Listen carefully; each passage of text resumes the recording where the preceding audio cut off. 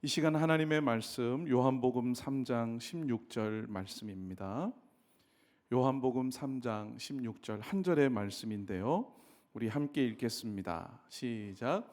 하나님이 세상을 이처럼 사랑하사 독생자를 주셨으니 이는 그를 믿는 자마다 멸망하지 않고 영생을 얻게 하려 하심이라.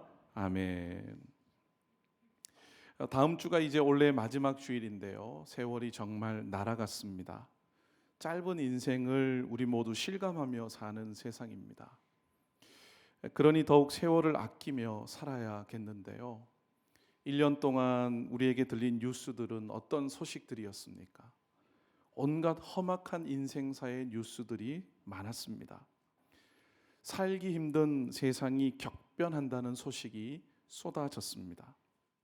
이 찬양의 가사처럼 사람을 보고 세상을 볼 때는 정말 참된 만족함이 불가능합니다. 실망하고 낙담하고 절망하기 쉽죠. 그래서 하루하루 더더욱 우리 주님만 바라보고 살아야 하는데요. 이 시간 복음을 통해서 우리 주님 앞으로 가까이 나아가기를 원합니다. 본문은 구원의 복음을 담고 있는 유명한 성경 구절인데요. 하나님이 세상을 이처럼 사랑하사 독생자를 주셨으니 이는 그를 믿는 자마다 멸망하지 않고 영생을 얻게 하려 하심이라. 이 본문은 주님께서 유대인의 지도자 니고데모와 나누신 이 대화 가운데 놓여 있습니다. 니고데모는 바리새인이었습니다. 당시 유대의 지도자, 종교 지도자였죠. 그는 교만으로 율법주의에 갇혀 있었습니다. 내가 선한 행위로 노력을 해서 스스로 구원에 도달하려는 것이었죠. 성경적 구원관이 아니었습니다. 그런 그에게 주님께서 은혜의 복음을 들려주신 것입니다. 하지만 그 자리에서 니고데모는 깨닫지 못했어요. 영적 무지 때문이었습니다. 하지만 나중에 성령의 역사로 결국 복음을 깨닫게 되었는데요. 그때 주님께서 한 영혼에게 들려주신 구원의 복음, 영생의 선물에 대한 뉴스, 이 시간은 16절 복음 자체에만 잠시 집중을 해보겠습니다. 이 복음을 5가지 측면에서 자세히 주목해 볼 텐데 다시 마음에 새기면서 감격할 수 있기를 원합니다. 첫 번째로 멸망에 처한 인간의 실상을 깨닫게 됩니다. 인간은 죄인이에요.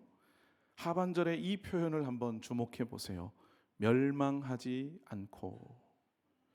실패와 낭패를 겪을 때 말합니다. 아, 망했다.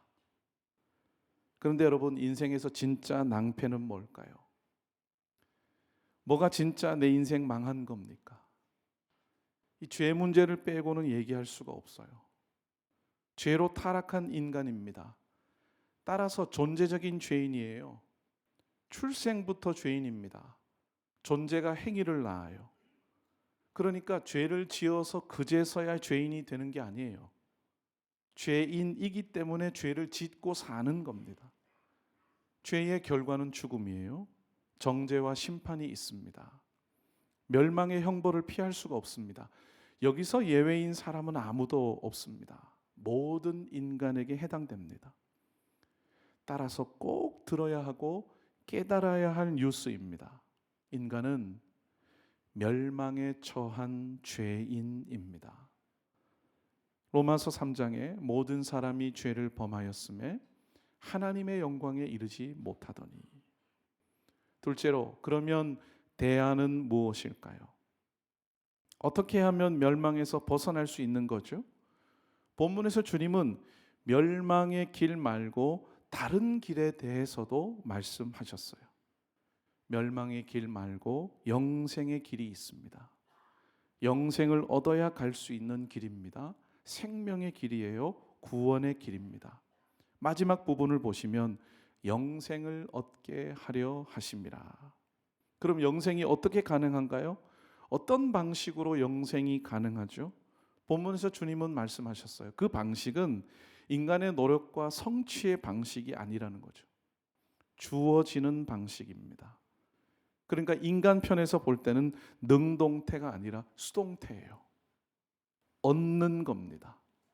그러면 영생을 누가 주실까요? 바로 하나님께서 주십니다. 영생을 주시는 분, 주실 수 있는 분이 계세요. 그분은 유일하신 하나님이십니다. 죄인이 영생을 얻게 하십니다. 은혜를 베푸시는 거죠. 분명합니다. 죄 문제가 해결되어야 영생을 얻습니다. 그런데 사람은 스스로 죄 문제를 해결할 수가 없어요. 고행한다고 되지 않습니다. 선행을 실천한다고 되는 게 아니에요. 성경이 증언합니다.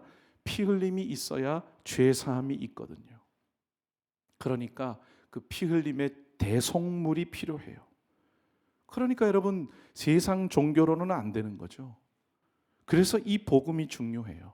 죄의 문제를 해결하시는 권세가 오직 하나님께 있습니다. 영생, 구원을 하나님께서 주시고 우리는 얻는 줄로 믿습니다. 세 번째, 그럼 누가 천국 영생, 구원을 얻습니까? 본문의 중간 부분을 다시 보시면 이는 그를 믿는 자마다. 누구에게 구원을 주신다고요? 믿는 자에게. 믿는 자. 그러니까 믿음에 대한 문제라는 거죠. 그러니까 인간의 자격이나 공로에 대한 문제가 아니라는 것입니다. 세상적이거나 인간적인 기준이 없습니다. 그런 차원이 아니에요. 공로보상주의가 판을 치는 세상 종교와 완전히 다른 차원이죠. 이 믿음의 문제는 우리를 은혜로 이끕니다. 은혜의 차원으로. 은혜가 뭘까요? 받을 자격이 전혀 없는 사람에게 조건 없이 거저주시는 선물이 은혜입니다. 그럼 어떤 은혜입니까? 은혜의 내용이고 은혜를 받는 대상에 대한 얘기인데 누가 그 은혜를 누리게 되는 걸까요? 다시 주목해 보면 믿는 자마다. 어떤 세상적인 기준이 없는 거죠. 인간적인 장벽이 없습니다. 무조건적이니까요. 차별이 없어요. 유대인이든지 헬라인이든지 믿는 자에게 천국 영생 구원을 주십니다. 그래서 gift, 선물이라는 거죠. 오직 은혜, 선물의 방식으로 주어지는 구원입니다. 이 초점이 복음을 이해하는 데 핵심이에요. 세상 종교는 자력 구원을 외칩니다. 하지만 복음은 달라요. 복음의 본질을 기억해야 됩니다. 믿는 자는 복음의 눈을 뜹니다. 깨달아요. 그리고 그 원리를 따라 살아가게 됩니다. 로마서 10장 17절에 이런 말씀이 있어요. 함께 볼까요? 시작. 그러므로 믿음은 들음에서 나며 들음은 그리스도의 말씀으로 말미암았느니라. 아멘. 네 번째, 믿음도 하나님께서 거저주시는 선물인데 믿음도 인간의 공로가 아니라는 거죠. 그러면 그 믿음의 내용은 무엇일까요? 믿음의 내용. 다시 말해서 죄인이 누구를 믿어야 합니까? 16절 상반절 다시 주목해 보시면 독생자를 주셨으니 이는 그를 믿는 자마다. 누구를 믿는 자라고요? 네, 독생자를 믿어야 합니다. 그러면 독생자는 누구이시죠? 하나님의 독생자이십니다. 바로 예수 그리스도이십니다. 그분은 죄인들의 구주이시고 유일한 구세주이십니다. 주님은 우리의 죄짐을 대신 지시려고 사람으로 세상에 오셨어요. 측량할 수 없는 겸손이에요. 그리고 십자가에서 대속의 피를 흘려 죽으셨어요. 상상할 수 없는 희생과 사랑입니다. 그런데 십자가에서 대신 죽으신 그분은 어떤 분이시죠? 거룩하세요. 죄가 없으십니다. 죄가 없으신 하나님이신데 너와 나 이 죄인들의 죄값을 대신 담당하신 거죠. 죄인들을 위한 대속의 제물이 되셨습니다. 하나님이 독생자를 주셨으니. 신앙의 본질은 구주 예수님과의 관계인데 여러분, 지금 나는 주님을 신뢰하고 의지하고 주님과 친밀한 관계 맞습니까? 마지막 다섯 번째, 그렇다면 하나님께서 왜 이렇게 죄인에게 구원을 주시는 걸까요? 구원의 이유는 뭡니까? 구원의 근거는 어디에 있습니까? 그 이유는 너와 나에게는 전혀 없다는 거예요. 인간에게서는 찾을 수 없는 이유라는 사실입니다. 그래서 복음이죠. 오직 하나님께 있는 그 근거와 이유는 바로 사랑입니다. 하나님의 조건 없는 놀라운 사랑. 뭐라고요? 하나님의 조건 없는 놀라운 사랑. 16절 상반절 다시 보시면 하나님이 세상을 이처럼 사랑하사, 이처럼 베푸신 사랑입니다. 이처럼 쏟으신 사랑이에요. 이처럼 거저주신 사랑입니다. 이처럼 부어주신 사랑이에요. 세상에 있는 사람들, 죄인들이죠. 너와 나 우리입니다. 아무 자격 없는 절망의 존재들에게 하나님이 어떤 사랑을 주셨다고요?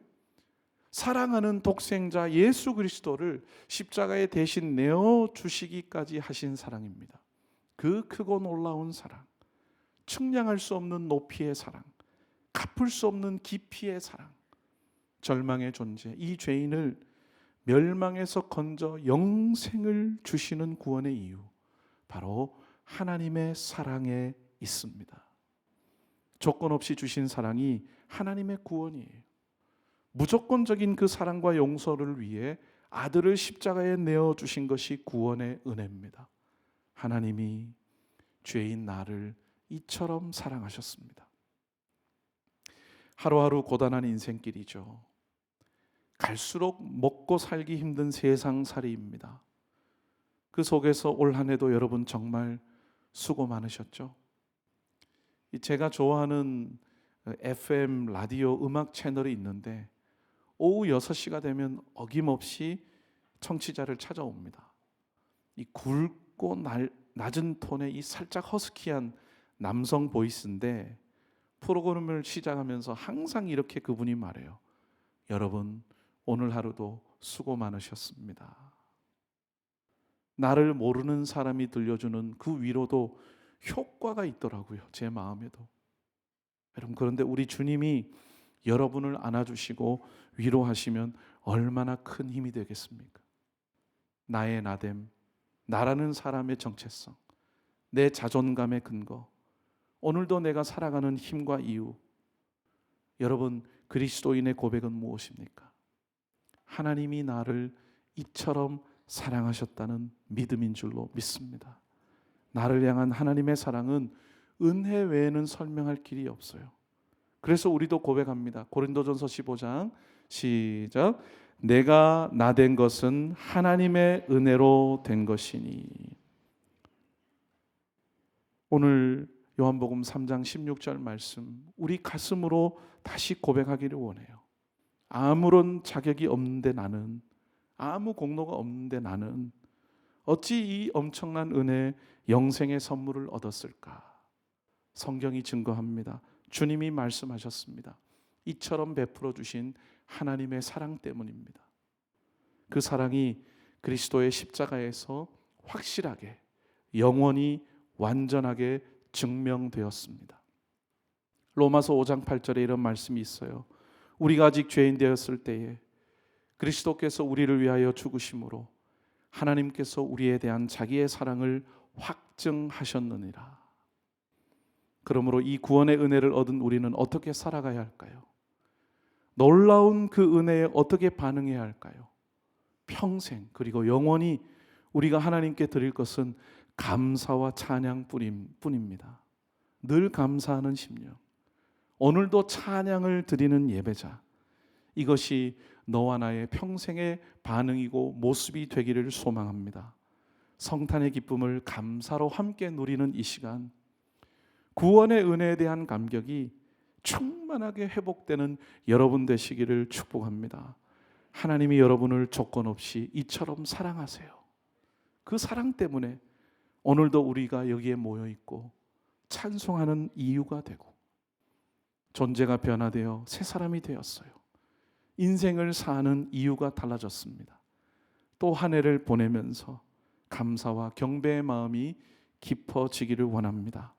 나를 사랑하신 우리 주님을 찬양합시다. 기도하겠습니다. 하나님 아버지,